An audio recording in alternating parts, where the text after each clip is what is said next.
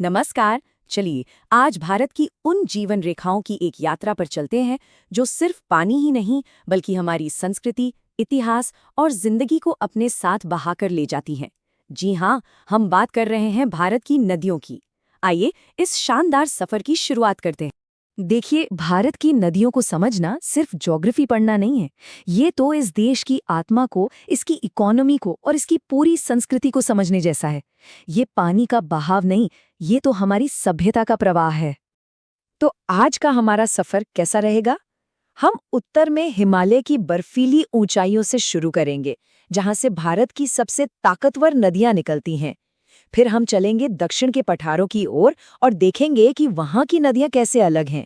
और आखिर में हम इन सारी जानकारियों को एक साथ जोड़ेंगे, जो किसी भी एग्जाम की तैयारी में बहुत मदद करेंगी।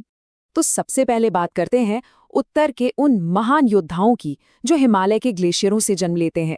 हिमालय की नदियों की सबसे खास बात बताए क्या है? ये 12 मासी हैं, मतलब इनमें पूरे साल पानी रहता है। अब सवाल ये है कि ऐसा क्यों? क्योंकि ये सिर्फ मॉनसून पर डिपेंडेंट नहीं है, इन्हें तो हिमालय के ग्लेशियरों के पिघलने से भी लगातार पानी मिलता रहता है। और यही वो सबसे बड़ा फर्क है जो इन्हें प्रायद्वीपीय नदियों से अलग करता है। पश्चिम में सबसे पहले आती है शक्तिशाली सिंधु नदी। इसका सोर्स है तिब्बत में पवित्र मानसरोवर झील के पास। और भारत में इसे इसकी 5 मशहूर सहायक नदियों से ताकत मिलती है: झेलम, चिनाब, रावी, व्यास और सतलुज, जो मिलकर पंजाब यानी 5 नदियों की भूमि को जीवन देती हैं। और हाँ, यहाँ एक बहुत ज़रूरी फैक्ट है जो अक्सर एग्जाम्स में पूछा जाता है। सिंधु की इन सभी सहायक नदियों में से पानी के वॉल्यूम के हिसाब से सबसे बड़ी नदी चिनाब है। ये पॉइंट ज़रूर याद रखिएगा। अब हम चलते हैं भारत के दिल की ओर, गंगा सिस्टम की तरफ। एक मजेदार बात यह है कि गंगा का उद्गम सीधे गंगोत्री से नहीं होता। असल में ये देवप्रयाग में भागीरथी और अलकनंदा नदियों के पवित्र संगम से बनती है, जहां से इसे गंगा नाम मिलता है। गंगा का नेटवर्क वाकई बहुत बड़ा है। इसके दाहिने किनारे पर यमुना जैसी विशाल नदी मिलती है, जो इसकी सबसे बड़ी सहायक नदी है, और साथ में सोन भी है। और बाएं किनारे से रामगंगा, गोमती, घाघरा, गंडक और कोसी जैसी नदियां आकर इसमें मिल जाती हैं।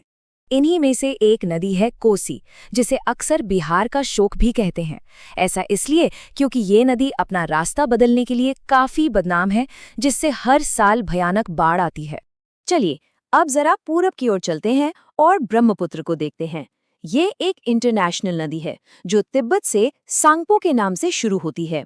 ये अरुणाचल प्रदेश में नामचा बरवा के पास एक गहरी घाटी बनाकर भारत में घुसती है और अपने पानी के विशाल वॉल्यूम के लिए जानी जाती है। ब्रह्मपुत्र की शक्ति का एक अविश्वसनीय उदाहरण हमें असम में देखने को मिलता है। यहाँ ये नदी इतनी चौड़ी हो जाती है कि दुनिया का सबसे बड़ा बसा हुआ रिवर आइलैंड माजुली बनाती है। सच में ये कमाल का ज्योग्राफिकल फीचर है। तो अब तक हमने हिमालय के 3 महानदी सिस्टम्स को देख लिया, लेकिन जैसे ही हम दक्षिण की ओर जाते हैं तो नदियां कैसे बदल जाती हैं? क्या है वो बुनियादी फर्क जो हिमालय की नदियों और भारतीय प्रायद्वीप की नदियों को एक दूसरे से अलग बनाता है? आइए अब अपनी यात्रा का दूसरा हिस्सा शुरू करते हैं, जो हमें ले जाता है प्रायद्वीपीय भारत की प्राचीन और मौसमी नदियों की ओर। ये नदियां हिमालय की नदियों से काफी अलग हैं। प्रायद्वीपीय नदियों को हम मोटे तौर पर 2 ग्रुप्स में बांट सकते हैं।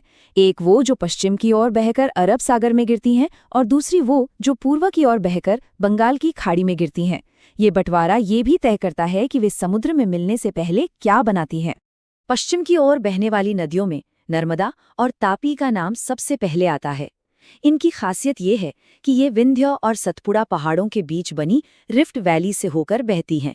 और सबसे जरूरी बात, ये डेल्टा नहीं बनाती। तो सवाल ये है कि अगर ये डेल्टा नहीं बनाती तो समुद्र में मिलती कैसे हैं? जवाब है ज्वारनद मुख या एस्चुरी बनाकर।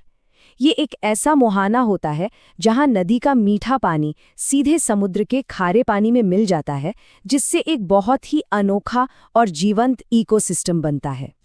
अब देखते हैं पूरब की ओर बहने वाली नदियों को। यहाँ हमारे पास गोदावरी, कृष्णा और कावेरी जैसी महान नदियां हैं।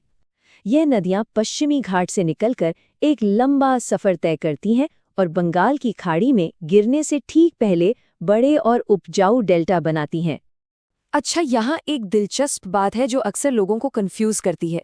गोदावरी को इसकी लंबाई और बड़े आकार की वजह से दक्षिण गंगा कहते हैं। वहीं कावेरी को इसकी पवित्रता और लगभग साल भर के प्रवाह के कारण दक्षिण भारत की गंगा कहा जाता है।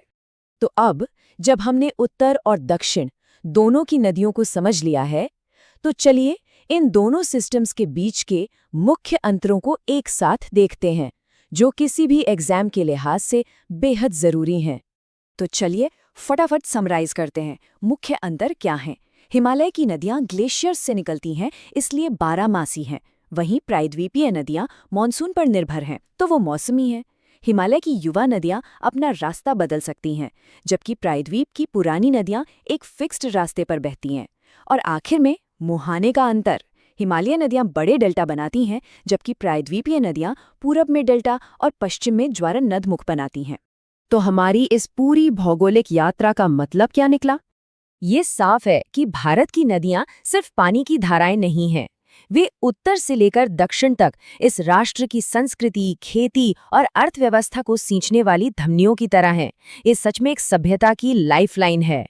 और जाते जाते मैं आपके लिए एक सवाल छोड़कर जा रहा हूं, जो आज के विषय से ही जुड़ा है। 1960 की ऐतिहासिक सिंधु जल संधि के तहत वो कौन सी 3 नदियां हैं जिनका पानी भारत बिना किसी रोक टोक के इस्तेमाल कर सकता है? इस पर सोचिएगा जरूर। जुड़ने के लिए